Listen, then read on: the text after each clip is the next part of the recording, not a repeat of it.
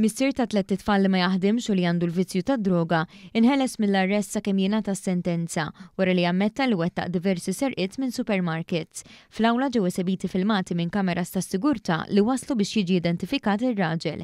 L-ewwel filmati kienu minn ġo supermarket f'Santa Venera li minnu ir-raġel seraq flus kontanti u xi oġġetti b'valur ta' madwar 2300 euro. It-tielet serqa seħħet minn ġo supermarket fiż-Żejtun. Ir-raġel ammetta l-akkużi u talab biex ismu ma jiġix ippubblikat għaliex għandu 3 tfal li 2 minnhom għandhom bżonnijiet speċjali u diġà kienu soġġetti għal bullying l-iskola. Is-sentenza se tingħata f'Diċembru u l-imputat inħeles mill-arrest fuq garanzija personali ta' 3000 euro u kundizzjonijiet oħrajn. L-arrest ta' mekkanik Bulgaru wassal lill-pulizija biex jiskopru garax f'Ħal-Qormi fejn kienu qed jinżammu karozzi misruqa biex jiġu żarmati u mibjuwa għal parts. Miroslav Mihalev, 34 sena minn Ħal-Qormi, ġie akkużat possess ta' oġġetti misruqa u li qeret l-evidenza ta' reat li seħħ fl-aħħar jiem f'żona ta' parkeġġ f'Tal-Ħandaq.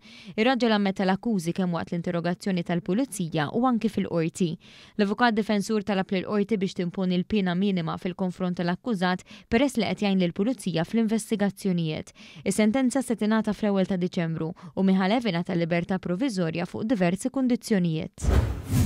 Raġel ta' 62 sena ċaħat li ta' daqqiet ta' sikkina li raġel toħt il-mara f'inċident li seħħi x-xahar li għadda. L-imputat ġimix li kkaġuna ġrieħi fuq ir-raġel b'istrument li jaqtaw bil-punta u li kienet iġor sikkina fil-pubbliku bla permess.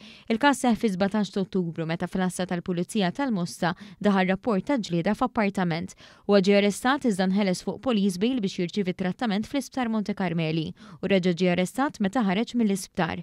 Ir-raġel wieġeb mhux ħati għall akkużi miġuba kontrih u ma saritx talba l-ħelsi mill-arrest f'dan l-istadju.